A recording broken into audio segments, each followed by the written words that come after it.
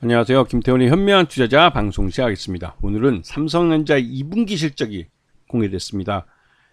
지난번부터 잠정 실적에서 확인할 수 있었듯이 이 실적이 말 그대로 어닝 서프라이즈가 됐습니다. 영업이익 10조 원을 달성했으니까요. 꽤 오랜만에 이 영업이익 10조 원을 다시 보게 된 것 같습니다. 이렇게 그 삼성전자가 영업이익을 10조 원씩 낼 수 있는 건 가장 크게 반도체 쪽에서 반도체 DX 사업부에서 이 순이익이 늘어주고, 그러니까 영업이익이 늘어주고 하면서 매출량이 늘어주고 하면서 이 반도체가 밀어줬기 때문에 가능했던 겁니다.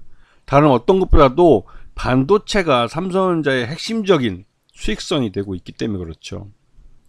이거는 여기서 보시더라도 DS 부분 메모리에서 이게 작년 2분기만 해도 14조 원의 매출액을 보였었는데 이게 매출 규모만 28조를 나타냈습니다. 대단한 거죠. 이 매출 외형도 엄청나게 94%나 급증한 겁니다. 거기다가 이 메모리가 이 차지하는 이 비중이 장난 아니죠. 네. 그러다 보니 이 전체적으로 이 메모리 반도체 쪽이 살아나면 삼성전자의 실적이 살아난다는 게 공식처럼 정해지게 됐습니다. 자, 그리고 영업이익 부분에서도 DS 부분에서 이 매출 14조 원을 할 때 적자인 4조 3천억의 때 적자를 나타냈지만 28조 원대 매출을 일으킬 때는 6조 원대 영업이익을 발생을 시켰죠. 이거를 잘 보셔야 됩니다. 이런 게 이제 각 사업부별로 이런 영업이익들이 모여서 이제 영업이익 10조 4,400억을 기록한 거죠. 그 중에서 역시나 이 반도체 쪽 이 영업이익 6조 4,500억이라 거의 대부분 반 이상을 차지하고 있는 걸 알 수 있습니다. 자, 각 부문별로 보시게 되면 반도체 쪽이 영업이익 6조 4천억, 그 다음에 그 가전 쪽이 4,900억. 그만큼 가전은 이 엔드 끝단에 이제 이 삼성전자의 사업 구조의 맨 끝단에 완성품을 만들어서 판매하는 거지만 수익성은 굉장히 낮습니다. 그리고 이쪽 가전 쪽은 워낙 경쟁도 치열하죠. 그리고 네트워크 쪽에서만 2조 2천억이 발생해서 통신 장비 쪽이 살아나고 있는 것을 볼 수가 있습니다. 물론 이게 이제 핸드폰도 들어가 있습니다. 핸드폰이 가장 큰 포지션을 차지합니다. 그리고 2분기 때는 핸드폰이 그 신제품이 나오지 않을 때이기 때문에 그 2분기 때는 좀 실적이, 그러니까 이쪽 이런 핸드폰 사업, 스마트폰 사업 쪽이 좀 줄어드는 경향이 있죠.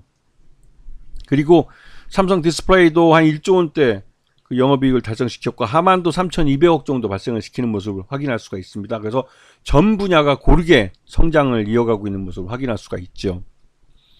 자, 그래서 메모리 쪽에서 가장 핵심이 되고 삼성전자의 실적을 좌우한다고 해도 과언이 아닌데요. 이쪽에서 가장 이슈가 되어 있는 건 과연 HBM3에 대해서 언제 엔비디아 향으로 납품을 할 것이냐라는 게 이제 시장에서는 화두가 되고 있는데, 이 부분이 애초에 삼성전자는 8단을 뛰어넘고 12단으로 갈 줄 알았지만 8단을 요번에 먼저 내놓기로 했습니다. 그래서 8단짜리를 요 3분기나 늦어도 올 하반기까지는 낼 것이고, 그와 또 비슷한 시기에 12단짜리도 승인을 받는 대로 양산을 할 거라고 하니까, 근데 이 엔비디아에서 왜 SK 하이닉스는 먼저 독점으로 그것도 그 양산 승인을 내주면서 삼성전자에게는 이렇게 시간을 끄는지 그 이유를 아셔야 될 겁니다.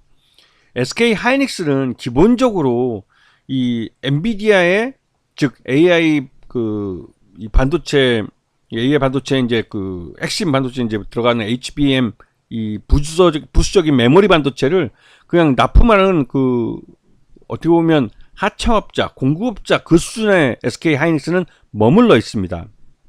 하지만 삼성전자는 때에 따라선 AI 반도체를 만들 수 있는 경쟁자가 될 수 있는 사업자입니다.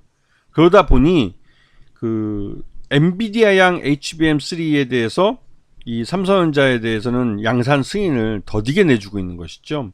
이 부분이 삼성전자를 좀 열받게 하는 측면이 있는데, 엔비디아로서는 경쟁자를 키울 필요가 없고 굳이 이용한다면 SK 하이닉스가 독점으로 지금 납품하고 있지만 조만간 마이크론 테크놀로지도 여기에 HBM3를 납품할 겁니다. 그렇게 되면 자연스럽게 SK 하이닉스의 독점 구조가 깨지고, 또 아울러서 삼성전자도 이 엔비디아 공급망에 들어온다면 SK 하이닉스는 기존의 독점에서 받던 그 수익성을 그 할인해 줄 수밖에 없는, 즉 가격 인하를 통해서 그 엔비디아의 이런 그 비용 절감에 도움을 줄 수밖에 없는 그런 식으로 끌려 들어갈 수밖에 없다는 거죠. 그래서 어떻게 보면 삼성전자를 이런 납품 단가를 인하시키는 하나의 그 매기 같은 것으로 이용하고 있다고 해도 과언이 아닌 것 같습니다. 그럼에도 불구하고 엔비디아가 가장 많은 HBM 그 수요처이기 때문에 삼성전자는 울며기자 먹기로 거기에 이제 양산 승인서를 이제 요청을 한 거죠. 그래서 이에 대해서는 조만간 아마도 이제 한 3분기 정도에서 그 나올 것으로 보이는데요. 그 3분기 때 8단짜리가 나오고 4분기 때 12단짜리가 나온다면 가장 그 삼성전자로서는 베스트일 겁니다. 그래서 이제 그게 이제 앞으로 두고 봐야 될 그런 모습이고요.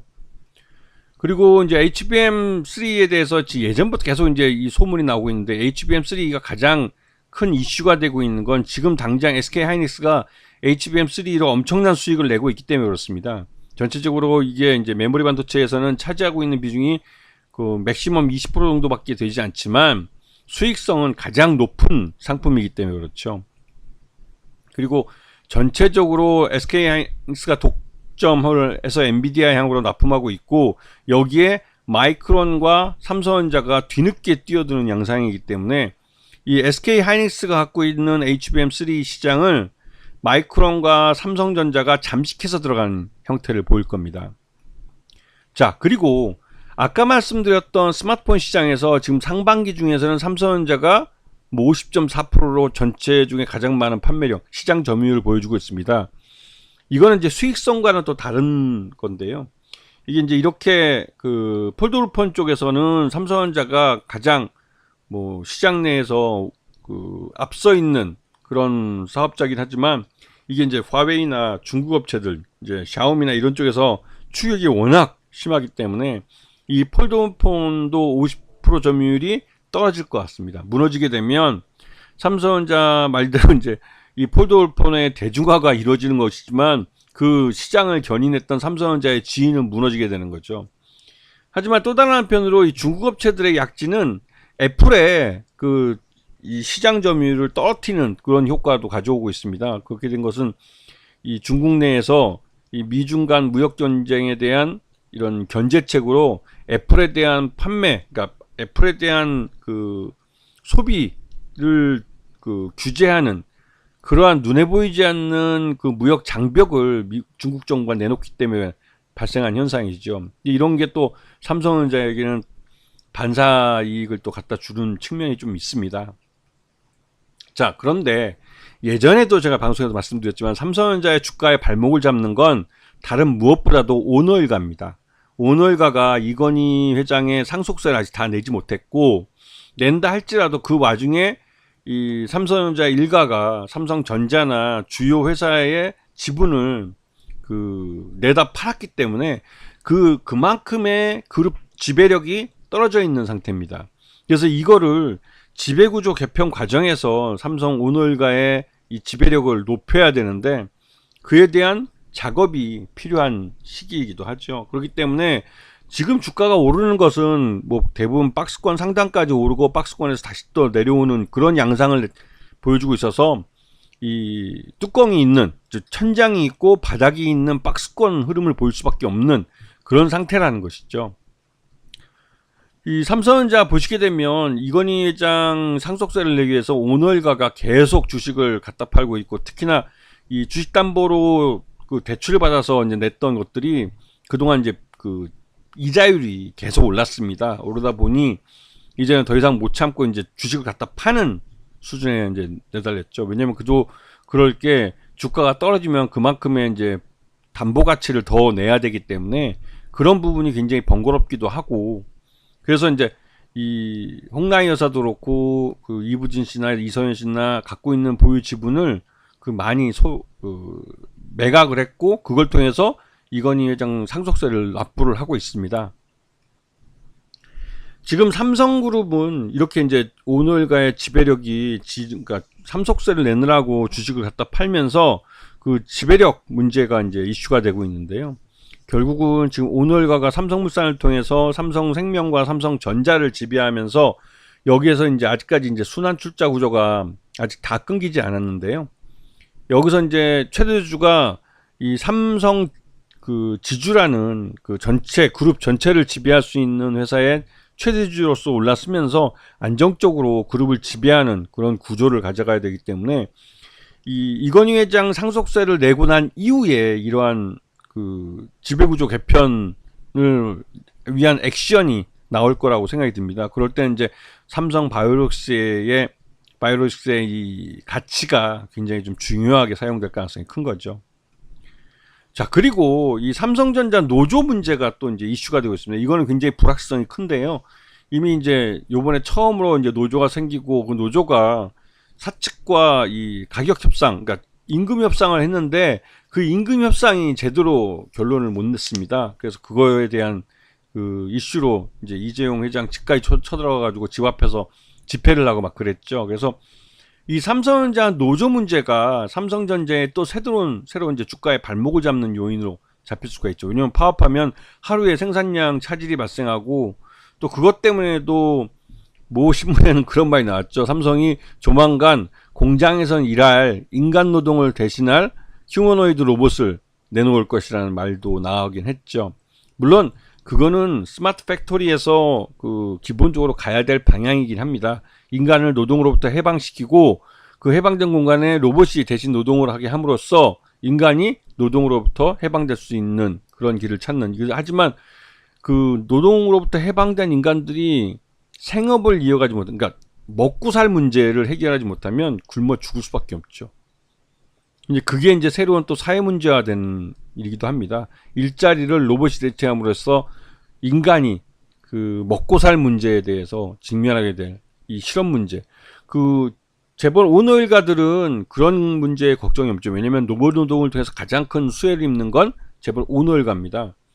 24시간 365일 그리고 파업 없이 그 전기만 매겨주면 계속 끊임없이 일하면서 계속 생산량을 그 생산성을 보여주면서 생산물을 쏟아내는, 결국은 그렇게 생산되면 공급 과잉이 올 수밖에 없고 그러면 결국 대공황으로 갑니다. 결국은 이 로봇 노동은 이 공황이라는 문제를 자본주의가 어떻게 피해가는 거에 대한 문제하고도 또 고민을 해봐야 될 문제죠. 그리고 인간이 노동으로부터 유리됐을 때 인간이 어떻게 먹고 살 것인가. 그래서 유럽은 일찍부터 로봇세라는 것을 도입을 했는데 우리는 그런 거에 대한 고민이 전혀 없이 기술만 발전하고 산업만 발전해서 이 공장에다가 즉시 휴머노이드 로봇을 투입할 수 있을 만큼의 기술력이 또 완성되어 가고 있는, 하루하루 그렇죠.